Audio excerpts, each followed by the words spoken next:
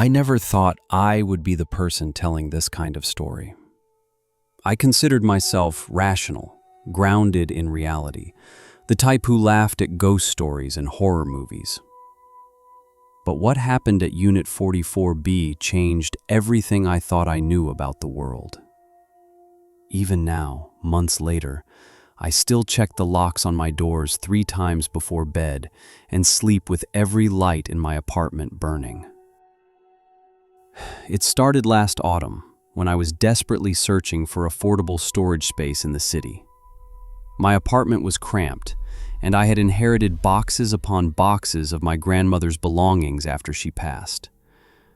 I could not bring myself to throw any of it away, not yet, but I had nowhere to put it all. The larger storage facilities wanted ridiculous monthly fees, and I was already stretched thin financially. That is when I found the ad online. It was simple, almost too simple. Discount storage units available, climate-controlled, secure facility, inquire within. The address was for a building in an older industrial part of town, a neighborhood I rarely visited. The monthly rate listed was less than half what other places were charging. I remember thinking it seemed too good to be true, but desperation has a way of silencing our better judgment. I called the number listed and spoke with a man who identified himself only as Mr. Reese. His voice was rough, like gravel scraping against concrete, and he spoke slowly, carefully choosing each word. He told me the facility had several units available and that I could come by that same afternoon to take a look. There was something off about the way he paused between sentences, long silences that made me wonder if the call had dropped, but I attributed it to a bad connection. The building itself was exactly what I expected from that neighborhood. It was a converted warehouse, 4 stories of weathered brick with narrow windows that looked like empty eye sockets. The surrounding area was mostly abandoned lots and shut-down factories, places where the city had moved on and left only shells behind. A chain-link fence surrounded the property, and the gate was already open when I arrived, swinging slightly in the cold October wind. I parked my car on the street and walked through the gate. The pavement of the parking lot was cracked and uneven, weeds pushing through wherever they could find purchase. There were only 2 other vehicles there, an old pickup truck and a white van with rust eating away at its wheel wells. Neither looked like they had moved in quite some time. The front entrance was a heavy metal door painted dark green, the paint peeling away in long strips. There was no sign, no company name, nothing to indicate this was a commercial operation at all. I pulled the door open and stepped inside. The interior was dim, lit by flickering fluorescent lights that hummed constantly. The air smelled of concrete dust and something else, something organic and slightly sweet that I could not quite identify. The floor was bare concrete, stained with age and what might have been old water damage. Directly ahead was a desk, and behind it sat a man I assumed was Mr. Reese.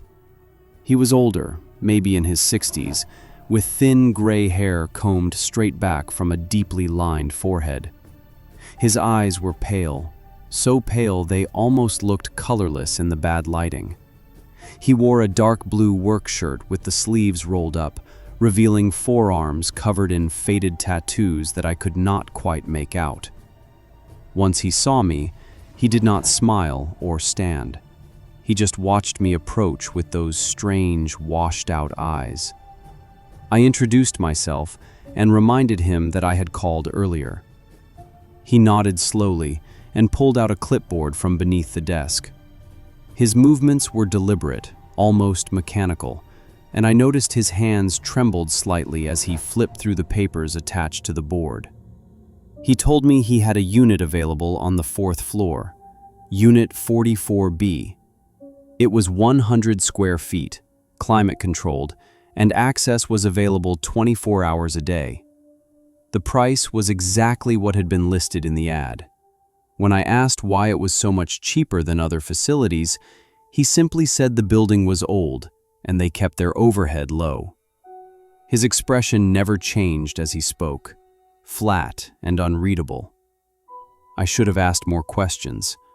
I should have wondered why the building seemed so empty, why there was no proper signage, why this man operated alone without any staff. But I was thinking about my grandmother's belongings sitting in my cramped living room, and the price was right, and I wanted this problem solved. He handed me a lease agreement. It was a single page, printed on yellowed paper that felt brittle between my fingers. The terms were standard enough: month-to-month rental, payment due on the 1st, no hazardous materials, no living occupants. That last line struck me as oddly specific, but I assumed it was standard language to prevent people from trying to live in their units. I signed the agreement and paid the first month in cash, which was the only payment method Mr. Reese would accept. He gave me a key, an old-fashioned brass key that looked like it belonged to an antique lock, and told me the unit was ready for use immediately. Then, he pointed toward a doorway at the back of the room and said the elevator was through there. I thanked him and headed toward the doorway. As I walked away, I could feel him watching me. The weight of his gaze was physical, pressing against my back. I glanced over my shoulder once and found him still staring, his face expressionless, his pale eyes fixed on me with an intensity that made my skin prickle. I hurried through the doorway. The hallway beyond was narrow and poorly lit. The same fluorescent lights flickered overhead, casting everything in a sickly, unsteady glow. The walls were bare concrete block, and the floor was that same stained concrete. There were no decorations, no fire extinguishers, no exit signs, none of the things you would expect to see in a commercial building. The elevator was at the end of the hall. It was an old freight elevator, the kind with a metal gate that you pull across before the outer doors close. The gate was already open, and the elevator car beyond looked like it had not been updated since the building was first constructed. The walls were scratched metal, and the floor was worn wood planking. A single bare bulb hung from the ceiling, providing minimal light. I stepped inside and pulled the gate closed. It moved reluctantly, metal screeching against metal. The control panel had only 5 buttons, marked basement, 1, 2, 3, and 4. I pressed the button for the 4th floor and waited. For several long seconds, nothing happened. Then, with a groan and a violent shudder, the elevator lurched upward. The ascent was slow and loud, the machinery grinding and clanking, the car swaying slightly as it rose. Through the gaps in the outer doors, I could see each floor sliding past. Every level looked the same. Long corridors lined with metal doors, dim lighting, no signs of life. No one loading or unloading units, no voices, no sound at all except for the laboring elevator. When the car finally shuddered to a stop at the 4th floor, I pulled the gate open and stepped out into another narrow corridor. The air here was colder than it had been downstairs, cold enough that I could see my breath forming small clouds in front of my face. The lights on this floor were even dimmer, and several bulbs appeared to be burned out completely, leaving pools of shadow along the hallway. Unit 44B was halfway down the corridor on the left side. The door was dark green metal, matching the exterior door downstairs, with the unit number painted in white stenciled letters. The paint was chipped and faded, and someone had scratched long marks into the metal below the number. 4 parallel lines that looked disturbingly like claw marks. I fitted the brass key into the lock. It turned smoothly, too smoothly for such an old lock, and I heard the bolt slide back with a heavy metallic click. I pushed the door open and reached inside, feeling along the wall for a light switch. My fingers found it, and I flipped it up. A single bulb mounted on the ceiling came to life, washing the interior with harsh white light. The unit was empty and exactly as advertised. 100 square feet, concrete walls and floor, a ceiling high enough that I could stack boxes comfortably. It was cold inside, colder than the hallway, and I could see a vent near the ceiling that I assumed was part of the climate control system. The air smelled stale but clean, like a room that had been closed up for a very long time. I walked inside, my footsteps echoing off the hard surfaces. Something about the acoustics felt wrong. The echoes lasted too long, bouncing back in strange ways that made it sound like someone else was walking just behind me.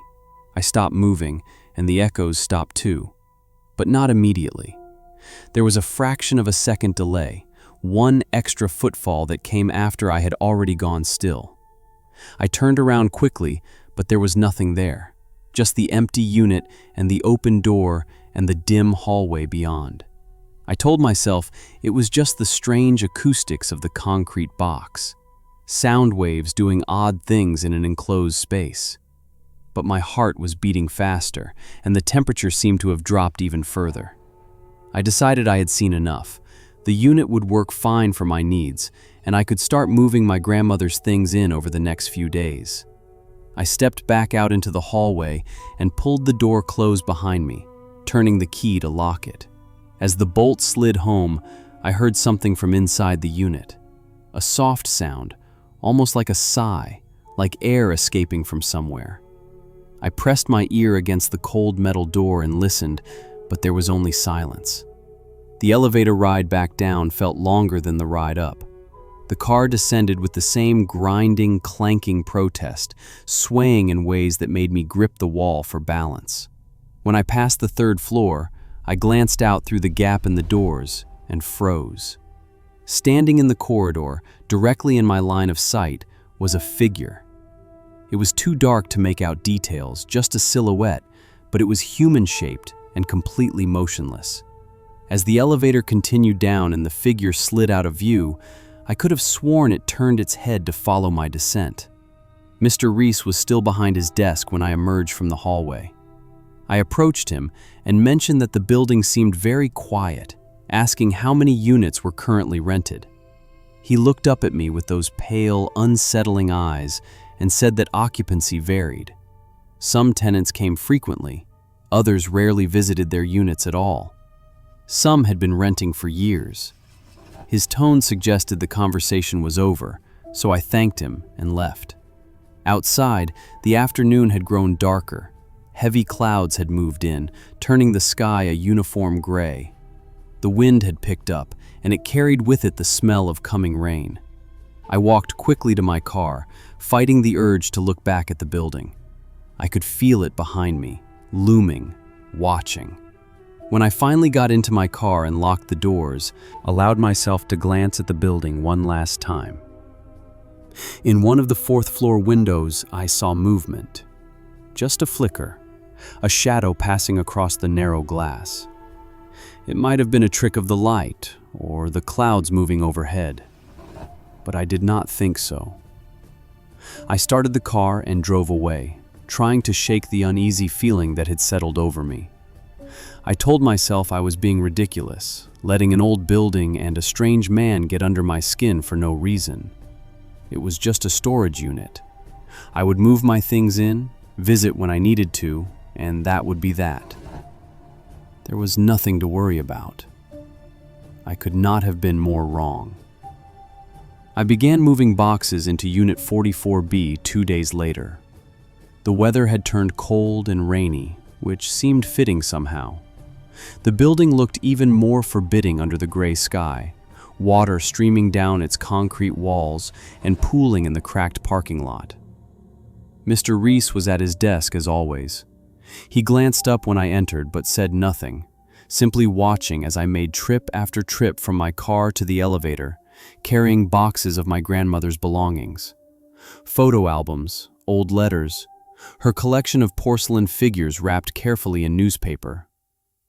Each time I passed his desk, I felt his eyes following me, and each time I looked directly at him, he was staring without expression.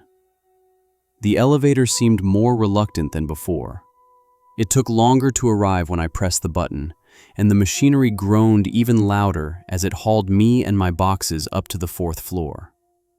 On my 3rd trip up, the lights inside the car flickered and went out completely for several seconds, leaving me in total darkness.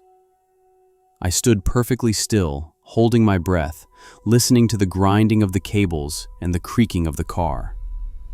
Then the lights came back on, stuttering at first before stabilizing, and the elevator continued its ascent. The 4th floor hallway was just as cold as I remembered. My breath came out in clouds, and I could feel the chill seeping through my jacket. The burned-out bulbs had not been replaced, and the shadows seemed deeper than before, darker somehow, as if they were absorbing the light rather than simply lacking it. I unlocked Unit 44B and propped the door open with one of the boxes. The single bulb inside cast its harsh light, but somehow the unit seemed dimmer than it had during my first visit. I stacked the boxes against the back wall, working quickly. I wanted to finish and leave as soon as possible. The unit felt wrong. The air was too cold, too still, and that strange quality to the acoustics was still present. Every sound I made seemed to generate an echo that lasted just a fraction too long. On my 5th trip up, I heard something. I was halfway down the corridor carrying a particularly heavy box when I heard a door open behind me. Not the elevator, but one of the unit doors. I heard the metallic scrape of a door being pulled open, then silence. I set the box down and turned around. The hallway behind me was empty. All the unit doors were closed. But I knew what I had heard. I stood there for a long moment, watching, waiting for movement. Nothing. I picked up the box and continued to my unit, walking faster now, my pulse quickening.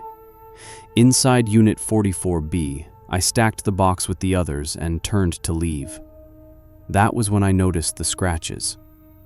On the inside of the door, at about chest height, were more of those parallel marks. 4 deep gouges in the metal, exactly like the ones on the outside. They had not been there before, I was certain of it. I would have noticed them during my first visit when the light hit the door from this angle. I ran my fingers over the scratches. They were deep, cut into the metal with considerable force. The edges felt sharp. Whatever had made them had been inside this unit, scraping at the door, trying to get out. I left quickly, locking the door behind me and heading for the elevator. I pressed the button and waited, listening to the machinery groan to life somewhere above me.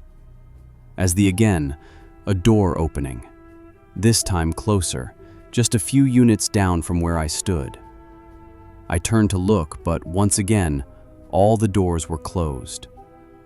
The elevator arrived and I pulled the gate open, stepping inside with relief. But as the car began to descend, I made the mistake of looking up through the metal grating of the elevator roof. Above me, receding as I moved down, I saw the 4th floor corridor from this new angle. And standing at the end of the hallway, barely visible in the shadows, was a figure. It was impossibly tall and impossibly thin, with limbs that seemed too long for its body. It stood perfectly still, watching the elevator descend, watching me. I blinked and it was gone. Just empty hallway and shadows. When I reached the ground floor, my hands were shaking. I pushed through the lobby without looking at Mr. Reese, though I could feel his eyes on my back. I got into my car and sat there for several minutes, trying to calm down. The logical part of my mind insisted I had imagined it. that the dim lighting and the unsettling atmosphere had played tricks on my perception. But the rest of me knew better. I had seen something that should not exist. I had 3 more boxes in my car. I needed to make one more trip. I sat there in the parking lot, rain drumming on the roof, trying to decide what to do. I could come back another day, but the thought of returning to this, building it all, made my stomach turn. I could abandon the remaining boxes, forget the unit, forfeit my deposit, and never come back. But that would mean admitting that something was wrong, that my fear was justified. In the end, I went back inside. I told myself I was being rational, that I would make one final trip and be done with it. I carried all 3 boxes at once, stacking them awkwardly in my arms so I would not have to make multiple trips. Mr. Reese watched me struggle with them but made no offer to help. His expression never changed. The elevator ride up was the worst yet. The lights flickered constantly, and the car swayed so violently I thought the cables might snap. When I reached the 4th floor, the hallway lights were almost completely out. Only every 3rd or 4th bulb was working, leaving most of the corridor in darkness. I could barely see Unit 44B from the elevator. I walked quickly down the hallway, my footsteps echoing wrong again, that delay that made it sound like someone was following just behind me. I did not look back. I reached my unit and fumbled with the key, my hands still shaking. The boxes were heavy and awkward, and I had to set them down to unlock the door properly. That was when I heard the breathing. Soft at first, almost inaudible, coming from somewhere in the darkness behind me. Slow, measured breaths. In and out. In and out. Getting closer. I got the door open and shoved the boxes inside, then slammed the door shut and locked it from the inside. I stood there in the harsh light of the single bulb, breathing hard, listening. The breathing outside had stopped. Everything was silent. Then I heard it again, but this time it was not coming from the hallway. It was coming from inside the unit with me, from the back corner where the shadows were deepest. Slow, steady breathing. In and out. In and out. I turned slowly to face the back of the unit. At first, I saw nothing but my stacked boxes and the concrete walls. Then, the shadows moved. Something stepped forward, separating itself from the darkness. It was the figure I had seen from the elevator, impossibly tall, impossibly thin, with limbs that bent at wrong angles. Its face was a pale blur with dark hollows where eyes should be. It took a step toward me, and I heard its joints crack and pop with the movement. I screamed and threw myself at the door, scrabbling at the lock with numb fingers. Behind me, I could hear it moving closer, hear those joints cracking, hear that steady breathing growing louder. I got the lock open and burst out into the hallway, running for the elevator without looking back. I slammed my palm against the call button over and over, sobbing now, certain that at any moment I would feel those 2 long fingers close around my shoulder. The elevator doors opened. I threw myself inside and jammed my finger against the ground floor button. The gates closed with agonizing slowness. Through the gaps, I could see the hallway. My unit door was standing open. And in the doorway, watching me descend, was the figure. It raised one impossibly long arm in what might have been a wave or a beckoning. Then I was moving down, and the figure disappeared from view. I did not stop when I reached the ground floor. I ran straight through the lobby, past Mr. Reese, out into the rain. I got into my car and sat there, engine running, staring at the entrance to Storage Solutions Plus. The neon sign flickered and buzzed, casting sickly red light across the wet pavement. Every instinct screamed at me to drive away and never return. But my wallet, my phone, everything was in the pocket of my jacket, which I had left hanging on one of the boxes in Unit 44B. I sat there for 20 minutes, trying to think of alternatives. I could buy a new phone, cancel my cards, replace my ID. But something kept me from leaving. Maybe it was pride. Maybe it was the stubborn part of me that refused to accept what I had seen. Or maybe, and this thought frightened me most of all, maybe it wanted me to come back. When I finally went back inside, Mr. Reese was standing behind his desk in exactly the same position as before. He watched me approach with those emotionless eyes. "I need someone to come up with me," I said. My voice cracked. "I left something in my unit. I need someone to come with me." Mr. Reese stared at me for a long moment. Then he shook his head slowly. "Cannot leave the desk," he said. His voice was flat, final. "There is something up there," I said. "Something in the unit, in the hallway. I saw it." His expression did not change, but something flickered in his eyes. Not surprise, not disbelief, something worse. Recognition. "Unit 44B, he said. It was not a question. "Yes." "What is it? What is that thing?" Mr. Reese reached under his desk and pulled out a clipboard. He flipped through several pages of paper, running his finger down lists of unit numbers. When he found what he was looking for, he stopped and read silently for a moment. "Unit 44B was rented by previous tenant for 7 years, he said finally. Tenant stopped paying 3 months ago. Unit was opened. No belongings inside. No tenant found." I felt cold spread through my chest. "What do you mean, no tenant found?" "Tenant never left building," Mr. Reese said. His voice remained flat, but there was something underneath now. Something that might have been fear. "Security footage shows tenant entering. Never shows tenant leaving. Police investigated. Found nothing. Case closed. Unit cleaned and re-rented." "To me," I said. "You rented it to me." Mr. Reese said nothing. He simply stared at me with those dead eyes. "What happened to them?" I asked. "The previous tenant, where did they go?" Mr. Reese placed the clipboard carefully back under the desk.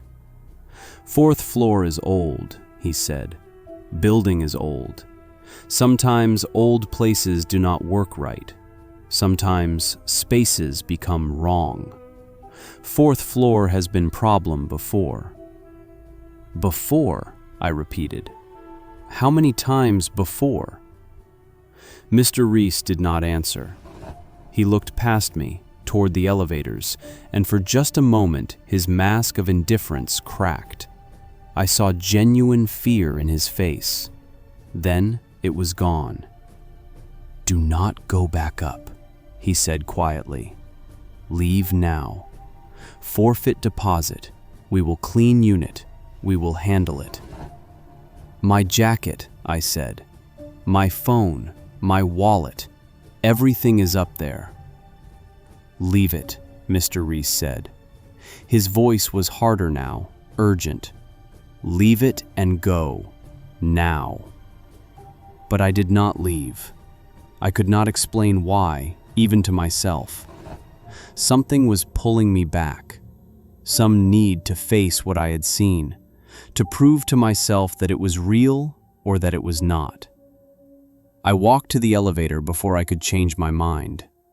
Behind me, I heard Mr. Reese say something, but I did not catch the words.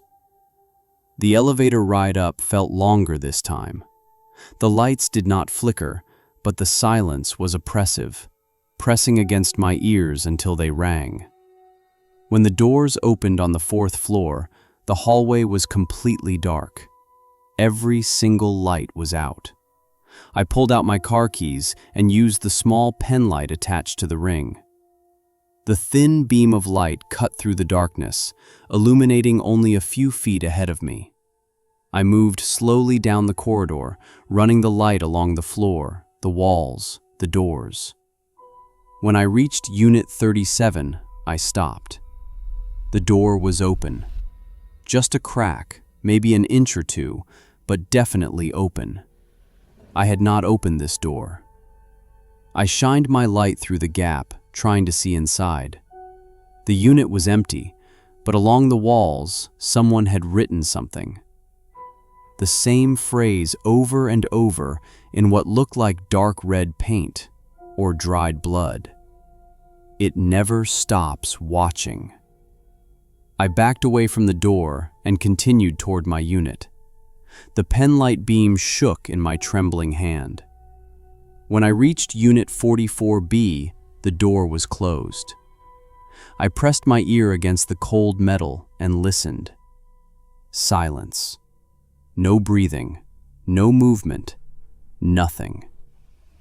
I unlocked the door as quietly as I could and pushed it open slowly. The light inside was still on, bright and harsh. My boxes were stacked exactly where I had left them. My jacket hung on the nearest box. Everything looked normal. I stepped inside, grabbed my jacket quickly, and checked the pockets. Phone, wallet, keys, everything was there.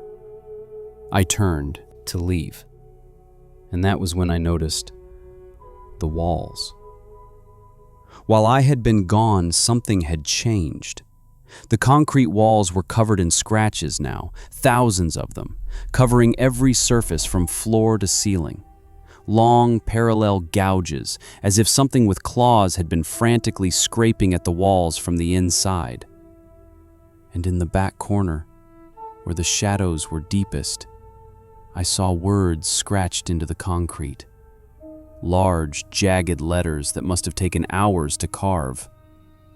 Welcome home. The door slammed shut behind me. I spun around and grabbed the handle, twisting desperately, but it would not turn. The lock had engaged by itself. I hammered on the door, screaming for help, screaming for Mr. Reese, screaming for anyone. The light bulb above me began to flicker. On, off, on, off. With each darkness, the shadows in the back corner grew deeper, more solid. During one of the dark intervals, I heard movement. Something shifting in the darkness, something standing up. When the light came back on, the figure was closer. It stood in the center of the unit now, between me and the back wall. I could see it more clearly in the stuttering light. Its face was not a face at all, but a smooth expanse of pale skin with two deep black holes where eyes should be. Its mouth was a ragged tear across the lower half of its face, too wide, stretched into something that might have been a smile. Its arms hung down past its knees, ending in fingers that were too long, too sharp. The light went out again. I heard it move closer, heard those joints cracking, heard that breathing, so close now I could feel cold air against my face. When the light came back, it was right in front of me. Those black holes stared into me, and I felt something fundamental break in my mind. This was not a ghost, not a monster. It was something worse, something that should not exist in any reality I understood. It reached toward me with one of those impossible hands. I closed my eyes and waited for the end. But instead of pain, I felt only cold. A deep, penetrating cold that spread from my chest outward. When I opened my eyes, the figure was gone. The unit was empty again. The light had stopped flickering and burned steadily overhead. The door was unlocked. I left the unit and ran for the elevator, my breath coming in ragged gasps. This time, I did not look back, did not check the other doors, did not pause until I was inside the elevator with the gates closed. As the car descended, I looked down at my hands and saw that they were shaking uncontrollably. But worse than that, worse than anything, was what I saw on my palms. Long, thin scratches, parallel gouges, like something with claws had scraped across my skin. But I had not touched anything rough, had not injured myself. Unless the scratches had come from the inside. I left Secure Storage Solutions that night and never went back. Not for my boxes, not for my deposit, not for anything. I drove straight to a motel on the other side of town and sat in the parking lot with the engine running and all the doors locked until the sun came up. Only then did I feel safe enough to go inside and sleep. When I woke up that afternoon, I tried to convince myself it had been some kind of breakdown. Stress from the move, exhaustion, a waking nightmare brought on by the disorienting environment of the storage facility. I examined the scratches on my palms. They were still there, thin and red, but already starting to fade. I told myself I must have scraped my hands on something and not noticed. The mind plays tricks when you are afraid. I tried calling Secure Storage Solutions the next day to arrange pickup of my belongings. The number I had been given was disconnected. I looked up the facility online. Nothing. No website, no listings, no reviews. It was as if the place had never existed. I even tried searching the address. According to every map service, that location was an empty lot that had been vacant for 12 years. But I had been there. I had the key card in my wallet to prove it. Except when I looked for it, the card was gone. In its place was a small white business card with black text. No company name, no logo, just an address and a single sentence. Unit 44B is waiting. I burned the card immediately, flushed the ashes down the toilet, tried to forget. But the forgetting would not come. Every night when I closed my eyes, I saw that figure standing in the darkness. Those black holes where eyes should be. That too wide mouth stretched in a mockery of a smile. And I felt that cold spreading through my chest, as if something had reached inside me and left a piece of itself behind. The scratches on my palms healed within a week, but new ones appeared, always while I slept. I would wake up with fresh gouges on my arms, my shoulders, my back. Parallel lines, as if something was marking me, claiming me. I went to doctors, dermatologists, even a psychiatrist who suggested I was doing it to myself in my sleep. But I knew better. I knew what was happening, even if I could not say it out loud. I was still connected to that place, to Unit 44B, to whatever lived inside it. 3 weeks after that night, I started seeing it in reflections. Just for a moment, in the corner of mirrors or in dark windows. The pale figure with the black holes for eyes standing behind me, watching, always watching. When I turned to look directly, nothing was there. But I felt it, that presence, that cold. I moved to a different state, changed my name, cut ties with everyone who knew me. I thought distance might break the connection. It did not. Last week, I received a package at my new address. No return label, no postage. Inside was a key card, silver with black text, and below my name was printed a single unit number, 44B. I do not know how much time I have left. The scratches are getting deeper. They appear more frequently now. Sometimes I wake up and find words carved into my skin. Always the same phrase. It never stops watching. Last night I woke up standing in my bedroom in the dark. I do not remember getting out of bed. I was facing the corner and I was not alone. I could feel it standing behind me, so close that its breath moved my hair. That same cold breath from the storage unit. I did not turn around. I stood there, frozen, until morning came and the presence faded with the darkness. I am writing this as a warning.